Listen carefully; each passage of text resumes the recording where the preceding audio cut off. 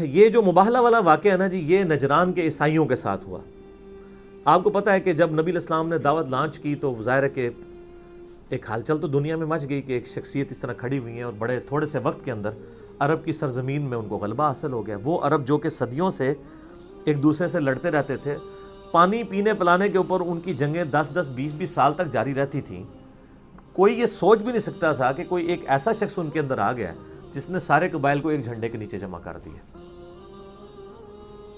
اور یہی اصل میں اللہ تعالیٰ نے عربیوں کی خوبی یوز کی ہے۔ جنگجو تو تھے، وہ ٹف ماحول کے بھی عادی تھے، اور ایک اور خوبی تھی کہ جب وہ بیعت کر لیتے تھے نا کسی کی، پھر وہ گردن ہی کٹتی تھی، وہ زبان دے دیتے تھے، پیچھے نہیں ہٹتے تھے۔ جو آپ لوگ صرف محاورتاً بولتے ہو مرد کی زبان، یہ مرد کی زبان جو ہے نا وہ عربیوں کی ہوتی تھی۔ لیکن کمزوری ان کے اندر تھی کہ چٹے ان پڑھ تھے اور طوائف الملوکی تھی ان کے اندر، یعنی لڑتے رہنا آپس میں۔ ان کو یہ احساس ہی نہیں تھا کہ اگر ہم اکٹھے ہو جائیں تو رومن اور پرشین امپائر بھی لڑ سکتے ہیں، اس وقت کی سپر پاورز کو۔ اللہ تعالیٰ نے انہیں قرآن دے دیا علم کی شکل میں، اور نبی علیہ السلام کی مبارک ہستی کی شکل میں ایک لیڈر دے دیا جس نے سارے قبائل کو ایک جھنڈے کے نیچے جمع کیا۔ تو سر پھر دیکھیں رومن اور پرشین امپائر کس طرح تتر بتر ہوئی ہے، حالانکہ کتنی ماڈرن امپائرز تھیں وہ۔ ان بیچاروں کے پاس تو اسلحہ بھی نہیں تھا۔ وہ آپ عمر سیریز دیکھ لیں تو اس میں وہ ساری جنگ یرموک قادسیہ فلمائی بھی ہے انہوں نے۔ اب نجران کے جو عیسائی تھے اس وقت سمجھے وہ خانقاہ نشین، وہ بڑے بڑے بزرگ جو اپنی اپنی خانقاہوں پہ بیٹھے ہوئے تھے، وہ پوری دنیا کے اندر وہ اپنے ایک سسٹم لے کے چل رہے تھے۔ ان کو لوگوں نے اکسایا ہوگا، جس طرح یہاں پہ مولویوں کو اکسایا جاتا ہے کہ جی وہ انجینئر صاحب لانچ ہوئے ہیں، تسی ذرا مناظرہ کرو انہوں نے جا کے۔ تو جب بھی کوئی نئی دعوت لانچ ہوتی ہے تو یہی ہوتا ہے۔ تو ان کو بھی نا جنہوں کہتے ہیں اتھل دینے والی گل ہوئی نا کہ جاؤ جناب، تو وہ نجران کے عیسائی آگے نبی علیہ السلام سے یعنی ڈسکشن کے لیے آئے، تو مجادلے کے لیے تھے۔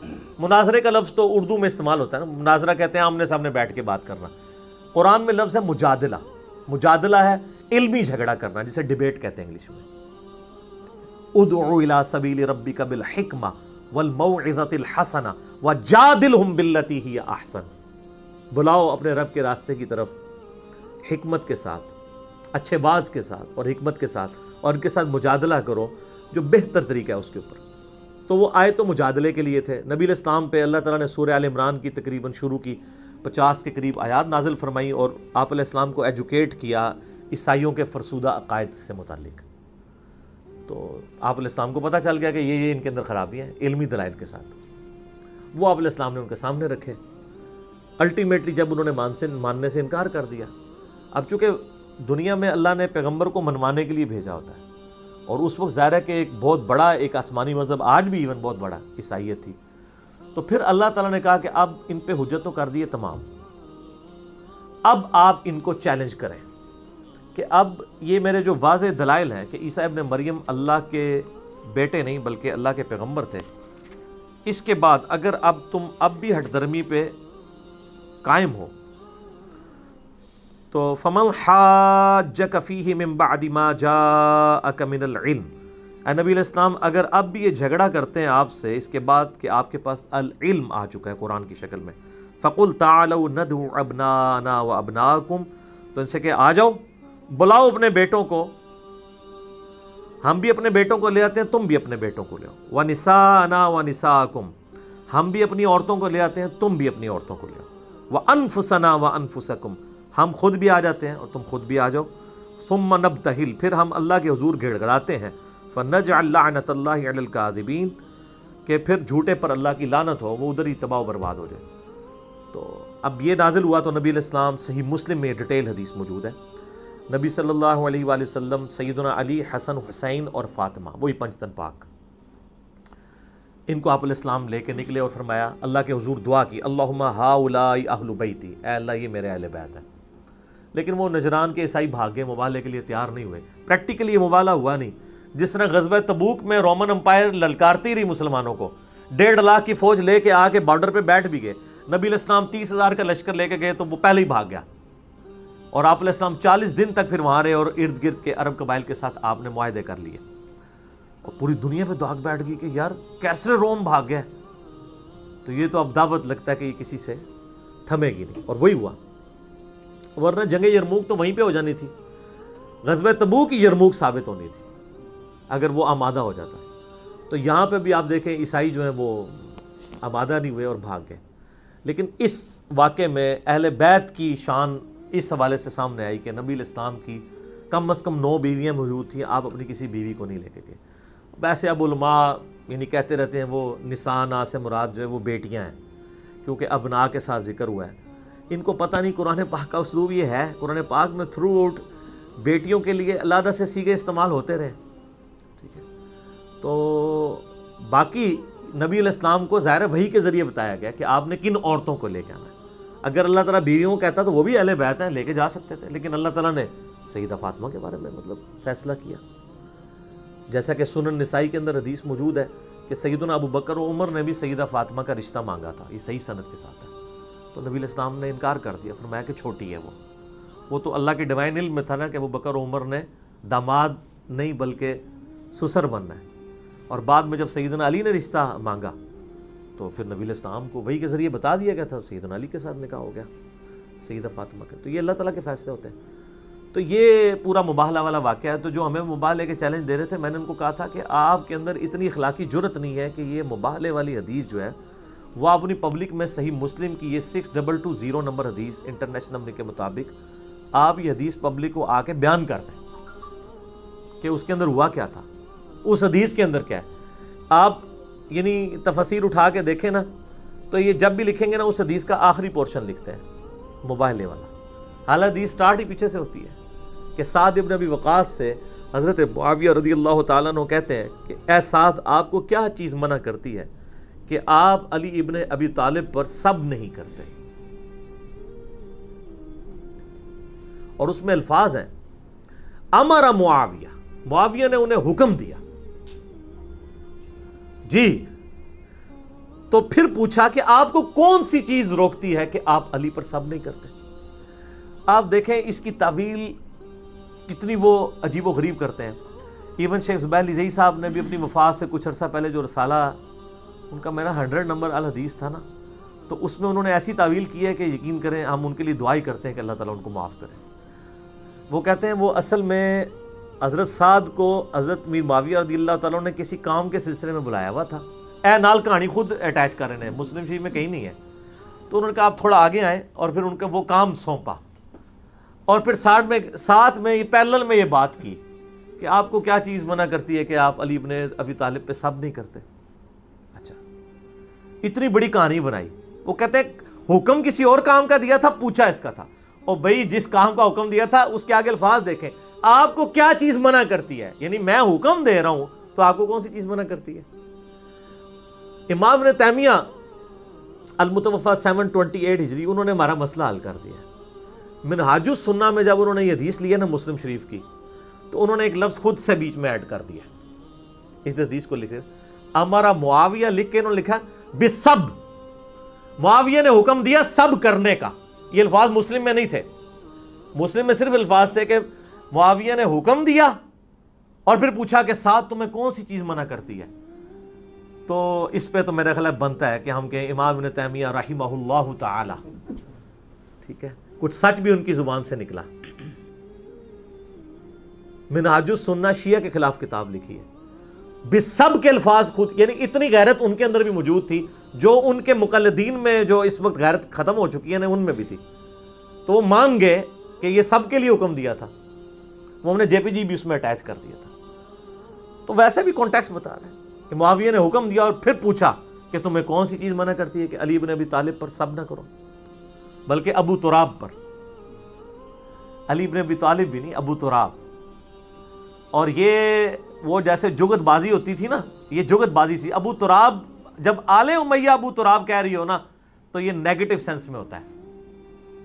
ہاں, اس میں الفاظ ہیں کہ آپ کو کون سی چیز مانی ہے ابو تراب کے اوپر, مٹی والے پہ. وہ حقیر سمجھتے تھے نا کہ مٹی والا. اسی کانٹیکسٹ میں وہ صحیح مسلم میں بھی حدیث ہے 6229 غدیر خم سے اگلی والی حدیث کہ سال ابن سعد السعدی کو ممبر پہ آل مروان نے بلا کر جو ہے وہ سیدنا علی پر لعنت کرنے کے اوپر آمادہ کیا. تو انہوں نے کہا میں کبھی بھی علی پر لعنت نہیں کروں گا. تو انہوں نے کہا چلو تم یہ کہہ دو ابو تراب پر لعن اللہ ابو تراب. اب آپ کو ابو تراب کا مطلب بھی سمجھ آئے گا. تم یہی کہہ دو ابو تراب پہ لعنت, مٹی والے پہ.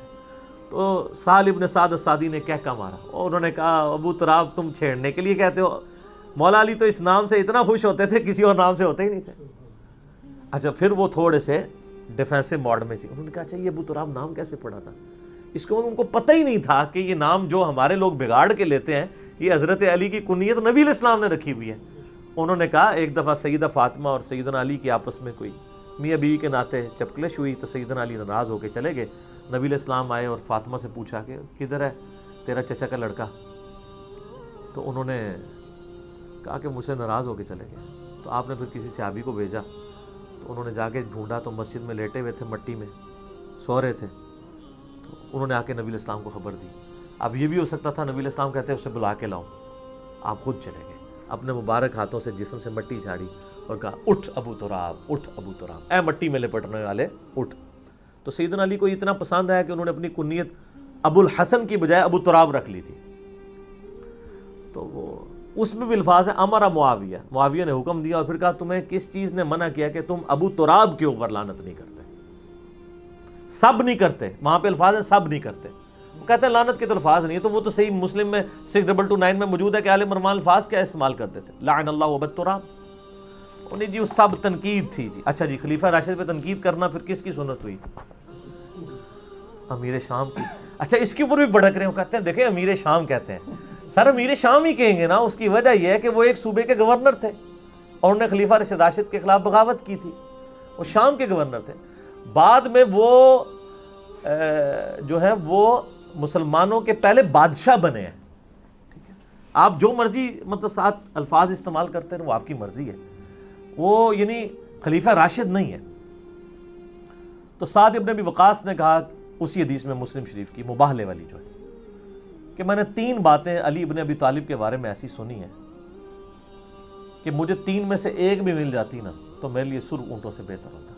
یہ وہ شخص کہہ رہا ہے جو خود جید صحابی ہے، عشرہ مبشرہ میں سے ہے، اور بخاری مسلم حدیث ہے، حضرت علی کہتے ہیں میں نے اپنے کانوں سے سنا ہے کہ نبی علیہ السلام نے فرمایا تھا غزوہ بدر یا احد کے موقع پر کہ 7 تیر چلا تجھ پہ میرے ماں باپ قربان۔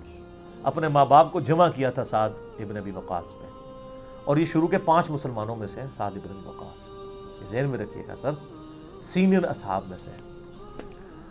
تو سعد ابن ابی وقاص رضی اللہ تعالی عنہ کہتے ہیں مجھے تو علی ولی 3 میں سے ایک فضیلت بھی مل جاتی تو بہت تھی۔ پھر انہوں نے کہا پہلی فضیلت سنو کہ غزوہ تبوک کے موقع پر نبی صلی اللہ علیہ وآلہ وسلم نے عورتوں اور بچوں پر سیدنا علی کو اپنا نائب کے طور پہ چھوڑا، اور انہوں نے سیدنا علی رو پڑے کہ یا رسول اللہ میں اکیلا مجھے یہاں چھوڑ کے جا رہے ہیں۔ یہ پہلا اور آخری موقع تھا کہ آپ کسی غزوے میں شریک نہیں ہوئے نبی علیہ السلام کے ساتھ۔ تو آپ علیہ السلام نے ان کی دلجوئی کے لیے فرمایا کہ کیا علی تیرے لیے یہ فضیلت کافی نہیں کہ تیری میرے ساتھ وہی نسبت ہے جو ہارون کی موسیٰ کے ساتھ تھی، مگر میرے بعد کوئی نبی نہیں۔ تو اگر مولا علی نبی نہیں تو غلام القادیانی دجال کہاں سے نبی بن سکتا ہے؟ ٹھیک ہے۔ اچھا اب قرآن پاک میں اللہ تعالیٰ سے دعا مانگ کے جو اپنا ساتھی لیا تھا حضرت موسیٰ علیہ السلام نے، وہ ہارون علیہ السلام تھے، ان کے بھائی نبی تھے۔ وہ اس لیول کا سپورٹیو سیدنا علی تھے نبی علیہ السلام کے ساتھ۔ وہ طور پہ گئے تو موسیٰ علیہ السلام ہارون علیہ السلام کو چھوڑ گئے، نبی علیہ السلام تبوک پہ گئے تو مولا علی کو چھوڑ گئے۔ پھر کہا معاویہ دوسری فضیلت سن، غزوہ خیبر کے موقع پر آپ صلی اللہ علیہ وآلہ وسلم نے فرمایا تھا، فتح نہیں ہو رہی تھی، آپ فرمایا کل میں ایک ایسے شخص کے ہاتھ میں جھنڈا دوں گا جو اللہ اور اس کے رسول سے محبت کرتا ہے اور اللہ اس کے رسول اس سے محبت کرتے ہیں۔ یہ اس سے بڑی بات ہے۔ ہم تو سارے کہتے ہیں ہم اللہ رسول سے محبت کرتے ہیں، سر ہمیں یہ سرٹیفکیٹ اگر مل جائے کہ اللہ اور اس کا رسول بھی ہم سے محبت کرتا ہے تو اس حدیث کے الفاظ ہیں، سعد ابن ابی وقاص کہتے ہیں ہمیں پوری رات نیند نہیں آئی۔ یہ وہ خوش نصیب کون ہوگا؟ تو صبح ہوئی تو نبی علیہ السلام فرمایا علی کدھر ہے، اس کو بلاؤ۔ تو آشوب چشم تھا، نبی علیہ السلام نے اپنے مبارک لعاب دہن ان کی آنکھوں میں لگایا، دعا دی اور اللہ تعالیٰ نے فتح دے دی۔ اچھا یہ جو حدیث کے 2 پورشن ہیں نا، یہ دونوں تیری میرے ساتھ وہی نسبت ہے جو ہارون کی موسیٰ کے ساتھ، اور خیبر والی، یہ دونوں حدیثیں بخاری میں بھی ہیں۔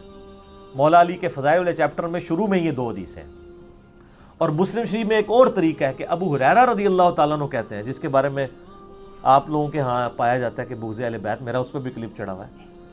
ابو ہریرہ روایت کر رہے ہیں کہ میں نے عمر ابن خطاب سے خود سنا تھا، صحیح مسلم میں ہے۔ سر پریشان نہیں ہونا، یہ ساری حدیثیں 5B کے اندر موجود ہیں، ٹھیک ہے، جو کچھ میں بیان کر رہا ہوں۔ میں نے سنا تھا سیدنا عمر سے کہ وہ کہا کرتے تھے کہ مجھے پوری زندگی کبھی امارت کی خواہش نہیں ہوئی کہ مجھے امیر بنایا جائے، سوائے خیبر کے موقع پہ جب آپ نے فرما دیا کہ میں اس کے ہاتھ میں جھنڈا دوں گا جو اللہ اور اس کے رسول سے محبت کرتا ہے، اللہ اور اس کے رسول اس سے محبت کرتے ہیں، تو میری بھی خواہش ہوئی کاش مجھے مل جائے جھنڈا۔ تو یہ سیدنا عمر کا قول صحیح مسلم میں حضرت ابو ہریرہ روایت کر رہے ہیں اسی یعنی انہی احادیث کے اندر۔ تو یہ دوسری فضیلت تھی۔ پھر ان کا معاویہ تیسری فضیلت سن، جب نجران کے عیسائیوں کا وفد آیا اور نبی الاسلام نے ان پہ دلائل تمام کر دیے، پھر مباہلے کے لیے اللہ تعالیٰ کی طرف سے آیات نازل ہوئیں، سورہ آل عمران آیت نمبر 61۔ تو نبی الاسلام سیدنا علی، حسن، حسین اور فاطمہ علیہم السلام اجمعین کو لے کر آئے اور اللہ کے حضور دعا کی، اللہم ہؤلاء اہل بیتی، اے اللہ یہ میرے اہل بیت ہیں۔ تو یہ آخری مباہلے والا پورشن سناتے ہیں۔ یہ حدیث کب بیان کی سعد ابن ابی وقاص نے، اس کے ساتھ کیا کیا چیزیں جڑی ہوئی تھیں، وہ سر انجینئرنگ کے دور میں صرف بیان ہوتی ہیں۔ جب تک یہ انجینئرنگ کا دور شروع نہیں ہوا تھا نا، اس وقت تک یہ ساری کی ساری چیزیں قبض میں تھی، اب بست ہو چکا ہے، کھل چکا ہے سب کچھ۔ تو یہ پھر پوری کی پوری حدیث اس طریقے سے اس میں ٹھیک ہو گئی۔ علی بھائی اسی سوال سے ریلیٹڈ ہے کہ سعد بن ابی وقاص کی وفات سے متعلق کوئی تاریخ میں روایت ملتی ہے کہ آل امیہ نے ہی انہیں زہر دے کے قتل کروایا؟ میرے علم میں کوئی چیز نہیں ہے، لیکن ایک بات میں آپ کو ضرور بتا دوں کہ سعد ابن ابی وقاص رضی اللہ تعالیٰ عنہ علیہ السلام آل امیہ کے سخت مخالف تھے اپنی وفات تک، اور یہ آخری بدری صحابی ہیں جو 56 ہجری کے اندر فوت ہوئے ہیں۔ 56 ہجری میں نبی علیہ السلام کی وفات کے 45 ایئرز کے بعد، ان کے بعد کوئی روئے عرض کے اوپر بدری صحابی باقی نہیں تھا، اور یہ امیر شام حضرت معاویہ ابن ابی سفیان رضی اللہ تعالیٰ عنہ کے دور میں فوت ہوئے ہیں، لیکن وہ ہر معاملے میں اختلاف رائے رکھا کرتے تھے، ٹھیک ہے، ان کے ساتھ۔ اب یہ جو مباہلے والی جو حدیث ہے صحیح مسلم شریف کی جو میں نے بیان کی ہے، اس کا ایک طریق سنن نسائی الکبریٰ میں موجود ہے۔ سنن نسائی الکبریٰ کا ایک چیپٹر الگ سے بھی چھپا ہوا ہے، خصائص علی، اس کے اندر بھی ہمارے جہلم شہر سے وہ غلام مصطفیٰ ظہیر صاحب کی تحقیم کے ساتھ پرنٹ ہوا ہے، اس میں بھی یہ حدیث آتی ہے، میں نے اپنے پمفلٹ میں ڈالی ہے، کہ سعد ابن ابی وقاص کا بیٹا کہتا ہے کہ جب میرے باپ نے معاویہ سے یہ 3 فضائل بیان کیے تو جب تک حضرت معاویہ پھر مدینہ شریف رہے نا، تو حضرت علی کی تنقیص کا ایک جملہ بھی اپنی زبان سے نہیں نکالا۔ تو اس سے پتہ چل گیا کہ وہ تنقیص ہی کر رہے تھے، کیونکہ بعد کے چمچے کہتے ہیں وہ تو حضرت صاحب سے کہہ رہے تھے یار مجھے کچھ علی کے فضائل سناؤ، اے لوگ گانا کر دینے، اے لوگ کی کہنے نے، تو میں بھی نہیں، لوگ کہتے ہیں میں تو نہیں کہتا، اتنی کہانیاں بناتے ہیں۔ تو وہ ایک حدیث کا طریق دوسری حدیث کی حفاظت کرتا ہے۔ تو اس میں سعد ابن ابی وقاص رضی اللہ تعالیٰ عنہ کے حوالے سے اور روایتیں بھی ہیں سنن نسائی الکبریٰ میں صحیح سند سے، خصائص علی والے چیپٹر میں۔ اس میں ایک یہ ہے کہ ان کو 2 تابعین ملنے کے لیے آتے ہیں اور وہ کہتے ہیں کہ میں نے سنا ہے کہ تم علی ابن ابی طالب کے اوپر سب و شتم کرتے ہو، تو انہوں نے کہا معاذ اللہ ہم نہیں کرتے۔ تو سعد ابن ابی وقاص نے کہا کہ یہ لوگ کون سے، پی ٹی آئی والے، نون لیگ والے، پیپلز پارٹی والے، وہ کون سے لوگ، یزیدی؟ نہ، یزید تو ابھی تک حکومت میں نہیں آیا، 56 ہجری میں فوت ہوئے ہیں۔ یہ لوگ اہل امیہ کے لوگ، یہ لوگ اگر میرے سر پہ آرا بھی رکھتے اور مجھے کہیں کہ میں علی ابن ابی طالب کے بارے میں کوئی برا جملہ بولوں تو میں نہیں بولوں گا، اور میں تمہیں بھی وصیت کرتا ہوں کہ علی ابن ابی طالب کے بارے میں کوئی جملہ نہ نکالنا، کیونکہ جو کچھ میں نے نبی علیہ السلام سے ان کے بارے میں سن رکھا ہے وہ اس چیز کا متقاضی ہے کہ میں ایک جملہ بھی ان کے بارے میں نہ نکالوں۔ یہ حدیث بھی غلام مصطفیٰ ظہیر صاحب کی تحقیم کے ساتھ خصائص علی کے اندر موجود ہے اور میں نے اس کے اندر ڈالی۔ سر اس ریسرچ پیپر 5B نے نا اس دنیا کا کلچر بدل دیا ہے۔ اس کے بعد وہ جو سورہ انفال میں آتا ہے نا، جو زندہ رہا وہ دلیل سے زندہ رہا، جو مر گیا وہ دلیل سے مر گیا۔ اس کے بعد الحمدللہ فرقہ اہل حدیث تو مر گیا، ٹھیک ہے، فرقہ اہل سنت تو مر گیا، منہج اہل حدیث اور منہج اہل سنت زندہ ہو گیا۔ اسی لیے آج کی ہم نے نشست کا نام رکھا ہے اہل سنت کی کتابوں میں اہل بیت علیہم السلام، اہل سنت کے بابوں میں نہیں۔ اور بابوں سے مراد میں ان کو نہیں کہہ رہا ہوتا ہوں، فرقوں کے بابوں کو، یہ تو اماموں میں آتے ہیں نا۔ ایک میرا یوٹیوب پہ کلپ بھی ہے، بابوں اور اماموں میں فرق، ٹھیک ہے نا. تو وہ یہ امام جن کے اوپر ہم متفق ہیں. تو سعد ابن ابی وقاص رضی اللہ تعالیٰ عنہ پوری زندگی مخالفت کرتے تھے.